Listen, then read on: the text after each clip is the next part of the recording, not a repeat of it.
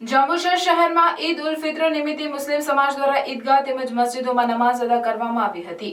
શહેર અને દેશમાં એકતા અને ભાઈચારો બની રહે, સૌ નિરોગી રહે, પ્રગતિ કરે તેવી દુઆ કરી એકમેકને શુભેચ્છાઓ પાઠવી હતી। જંબુસર પંથકમાં રમઝાન ઈદ પર્વની પરંપરાગત ઉત્સાહ અને શાંતિમય માહોલ વચ્ચે ઉજવણી કરવામાં આવી હતી। દરેક મસ્જિદો ઈદગાહમાં મુસ્લિમ બિરાદરો દ્વારા નમાઝ અદા કરવામાં આવી હતી। જંબુસર શહેર અને તાલુકામાં અમન, શાંતિ, ભાઈચારો બની રહે, સૌ નિરોગી રહે, પ્રગતિ કરે તેવી દુઆઓ કરવામાં આવી હતી અને એકબીજાને ગળે મળી ઈદની મુબારકબાદી પાઠવી હતી તથા ધાર્મિક વડાઓ, મૌલવીઓ દ્વારા ખાસ તકરીર દ્વારા તમામ સમાજ માટે દુઆઓ ગુજારવામાં આવી હતી।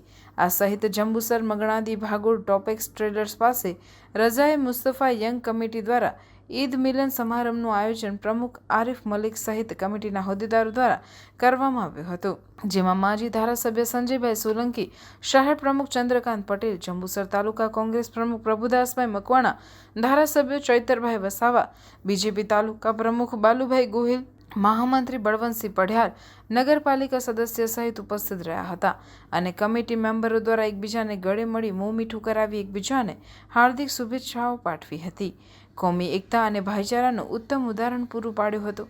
આ પ્રસંગે અનીશભાઈ વકીલ, શાકિરભાઈ મલિક, ઇમ્તિયાઝભાઈ હુસેન, સૈયદ અનવર બાપુ સહિત ગામ અગ્રણીઓ હાજર રહ્યા હતા। ગામમાં સુલેહ શાંતિ જળવાઈ રહે તે માટે પોલીસ દ્વારા ચુસ્ત પોલીસ બંદોબસ્ત ગોઠવાયો હતો।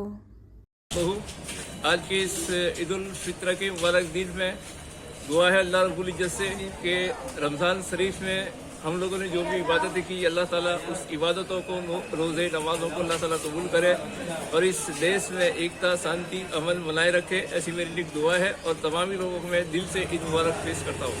આજે જંબુસર ખાતે રજાએ મુસ્તફા કમિટી દ્વારા અમને આમંત્રણ મળ્યું।